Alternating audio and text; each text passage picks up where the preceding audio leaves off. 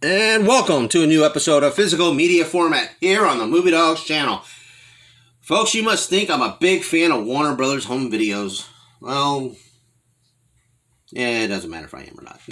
Anyway, as you can see here, one of my favorite movies that came out of the 80s. It was a sleeper hit. It was based on a play that was based on a Roger Corman film of the early 1960s, late 1950s that starred... That actually was one of Jack Nicholson's first roles.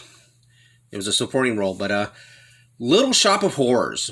This horror movie, musical, which was based on a play, and very well done, and actually spun off an animated show in the 90s, or late 80s, early 90s, but starred Rick Moranis, had Bill Murray, Steve Martin. It was directed by the Muppeteer legend Frank Oz, who did the voice of Miss Piggy and Grover and Yoda. Frank Oz, did a wonderful job on here. Of course, he's used to puppetry. The plant, the man-eating plant. Audrey, I think it was Audrey too. He found his mark in this film, and it's produced by David Geffen from Geffen Records, who went on to co-create DreamWorks Pictures and DreamWorks Animation. But it was weird. It was a weird film. It said it was based off a musical, off-Broadway musical. Had James Belushi, John Candy, Christopher Guest, Bill Murray, Steve Martin. It starred Alan Green and Rick Moranis. It was just a real fun movie. I mean, if you hear the movie, the song. I'm not singing the lyrics to the theme song. Not happening, folks. Little shop. Okay, never mind. Anyway, folks, but it's a really cool poster. When I was a little kid and everything, I always wanted to watch this movie, and I didn't know if it was going to be a comedy or a musical or horror. I just didn't understand that, but I got it, and you see here on the side, you got it's supposed to be an alien plant, and then you got the title Little Shop of Horrors, the classic Warner Brothers home video, and then here, the classification that it's a musical. You got the same thing here on top when it comes to the font and the title. Same thing on the side. You can see here on the poster, plant trying to devour everyone. And you got the backup singers. One of them actually was Tisha Knight Campbell, who was on Martin.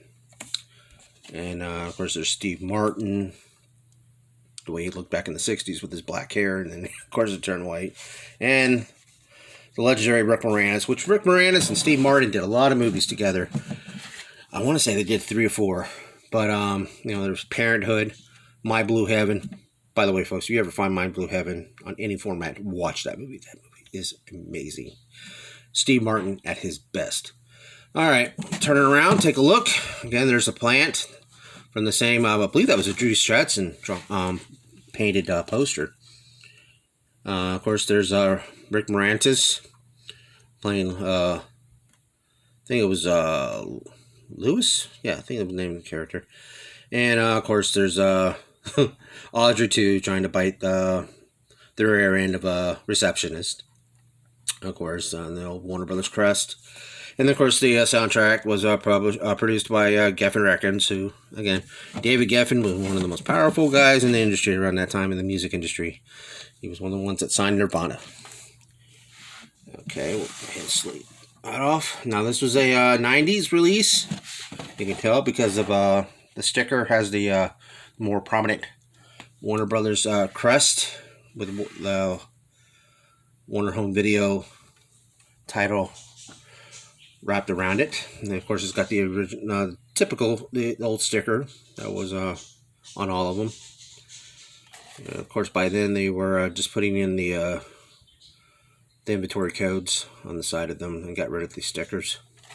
But anyway, like I said, the original movie was an old black and white film that was one of Jack Nicholson's first roles. He was a supporting character. He actually played the character that Bill Murray played in this one. But anybody has some great memories about this movie? I love this movie. It's a very great movie. I did get to see the stage play a few years after high school did it, and it was interesting, to say the least. But of course, without the production of the way this film was, it failed in comparison to this. But this is one of those perfect musicals where it twists the genre up altogether, adding horror and comedy and musical all into one and everything. And it was really good. And it had a romance story to it as well. It's a great movie. Do check it out, folks. All right, folks. Well, tell me about your memories watching Little Shop of Horrors. Did you ever see the original version, the black and white version that showcased Jack Nicholson in it?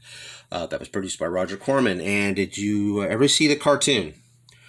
Cartoon wasn't that great, but I watched it as a kid, so it must have caught my attention then. But again, folks, hit that like button, hit the notification, subscribe. Buttons down around here. Please support this show, support this channel, folks. That's all I ask. Just numbers. I do this for free. I'd like to do it for a living. That'd be great. But I do it for free. I do it for fun. I do it because I love talking about films and physical media. All right, folks. Well, that's it for this episode of Physical Media Format. And don't forget, folks, please be careful during this Halloween season, folks. That's very important and always matter. Always, be safe. But again, folks, like and subscribe, and share this video, and give me your memories about Little Shop of Horrors.